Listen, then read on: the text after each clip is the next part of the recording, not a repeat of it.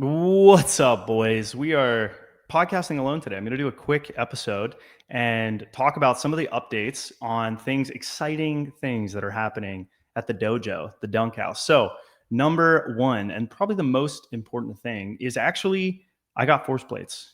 Not just one, but two force plates. However, we have one potential little problem, and that is that the second force plate is not recording data vertically correctly. So that is definitely not good. We are going to try to problem solve. I think what I'm going to do is actually send it back to AMTI and have them look at it. But the benefit of this force plate specifically, and the second one is working really well. I've done a ton of A/B testing. I've now exported data, and I've been able to do a couple counter movement jumps and do quite a bit of problem solving with it to figure out how to get data quickly, cleanly, RFD, peak forces, all the stuff we talk about. But now I'm going to have hard values for you guys. And the idea is that tomorrow I'm going to go into my session. I'm going to try to do some plyos with it. I'm going to do some barbell jumps with it. And I want to look at peak forces, RFD. The dual plate system was going to be really helpful for some of the split stance type stuff. The force plates are not massive, but they're big enough where I can do like clean pulls and I can do power cleans and stuff like that. The catch might be a little bit awkward with one force plate, but if I'm at a submaximal load and, I'm we're having Isaiah do it or something like that, it should be really good. I could embed them in the platform, the weightlifting platform. I don't want to do that because I'm going to have to cut a hole in the wood. It's a very expensive platform. Weightlifting platform. I don't really want to do that. So what I'm thinking is when I get both force plates set up and get a new amp, I'll be able to get all the data for you guys. So the purpose of this is to problem solve a lot of different exercises. I forgot to mention this. The other really beneficial part of this is that it gives me all the vectors. So the problem with Hawkins that I had is it only gave me the vertical vectors, which is okay, but it was also frustrating to use because the software was limited unless you were in like free run mode, and then you couldn't like analyze all the data you wanted, and it was like a ton of steps.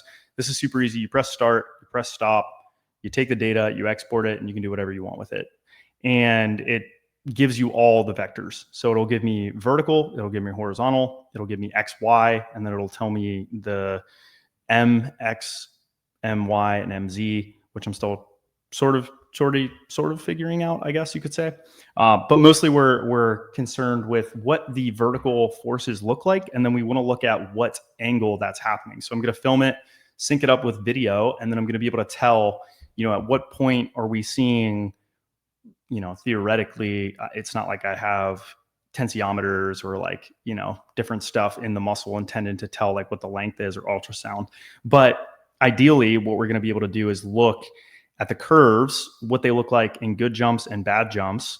And then we're also going to look at time, basically testing over time.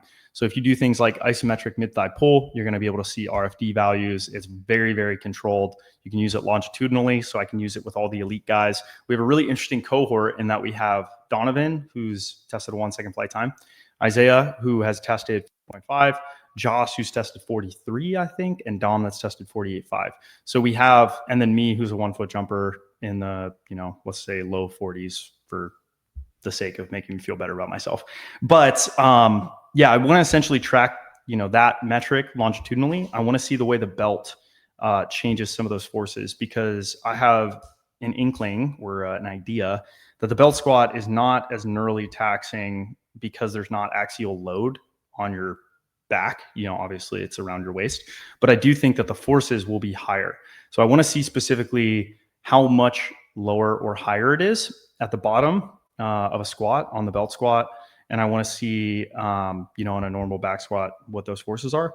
And then I also want to see what the rate of force developments are like when you add bands. I want to see what the RFD is like when you do shock loading with it, which I did break the belt squat by doing.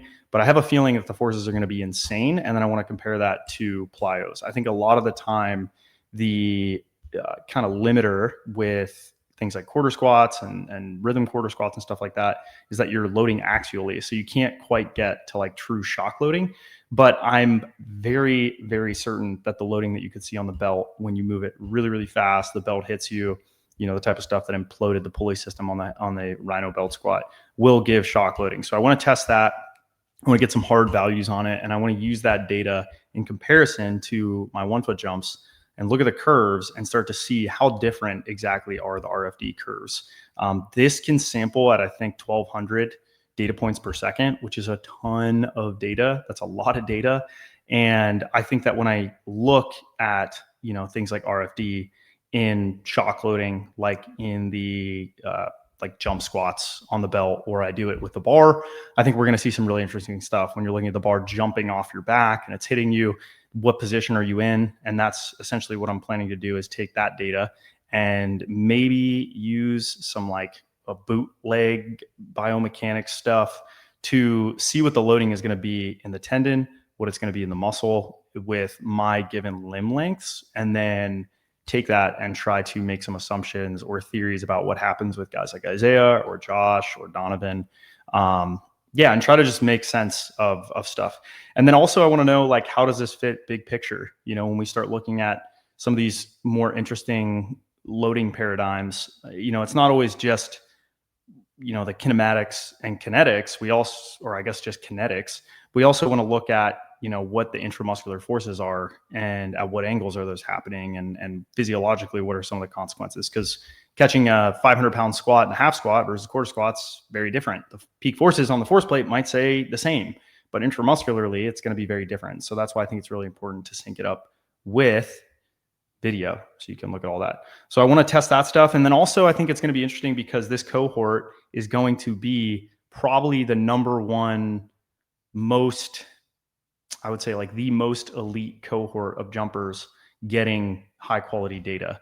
So we have some monsters, obviously. Like I said, Donovan, Dom, Isaiah, they're freaks. They're freak athletes. And I'm going to be able to tell guys definitively, this is where you're lacking if they come. And I have normative data on these guys to say, this is what their RSI curves look like. This is what their approach jumps looks like when we get that second force plate. This is where you differ. Your ground time's too long. You don't have the same peak forces. You don't have the same braking forces. So hopefully we'll be able to take those force plates, outside at least a little bit. And even if we're doing like 40-inch jumps on force plates, that's pretty much never been done. And that's pretty easy for them, even if they're jumping up to it. So I've already thought about some of the implications of that. It's not perfect, but I do think it'll be better than if we didn't have any force plates. And what am I going to do? Go to the court and dig a hole in the ground and embed them? No, I can't do that. So I'll probably just bring them out. I might get a generator. That way I can plug the force plates in and we can take them wherever we want after I get this new amp.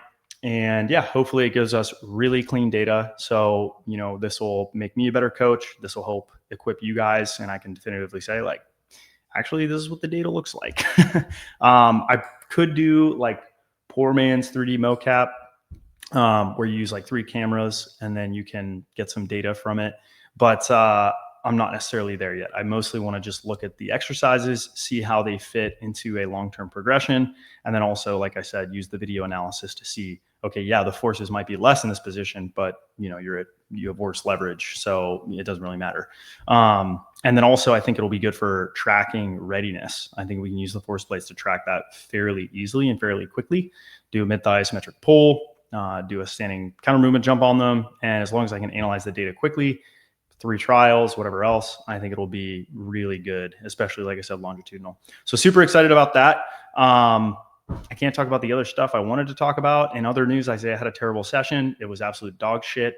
Was not good. He was super fatigued. The environment was very bad. We think that had a lot to do with it. He had to replan where he was going to jump like 3 times. He was jumping infinitely better last week on outdoor concrete than he was on this indoor surface, which I think, again, the environment plays a big role. It's just me and some other kids at the court. It's dark, it's musty, the floors are kind of crap, the rim's really stiff. He literally did some warm-up jumps and right away was like, I'm just like not feeling it. And then calls me later in the day and he's like, actually, I feel like I can jump super high now. And this is repeatable. We've seen this happen a few times where he's felt this way. We don't have the luxury to retest it, but it's also possible that his testing fatigued the ever-living hell out of him last week, because testing is the most intense thing you do. Typically, I see guys' verticals repress a lot unless the volumes are really low, and he jumped for like an hour and a half last week. So that's another possibility in why he tested poorly or felt poorly. The other one that I think is possible is the power clean max plus the testing could also, those definitely play a role. It's just a matter of the timelines for recovery. who knows? We're going to see next week how he goes. He's going to unload pretty hard. We're going to lift tomorrow. I'm going to use the force plates to get some data on my single leg hops. So I'm excited to see how mediocre I am in comparison to these other guys. But yeah, I wanted to do this video real quick, let you guys know the news. I'm really excited about it. Hopefully you guys are excited about it. The content will be better. Good data. I'll see you guys next time. Ciao.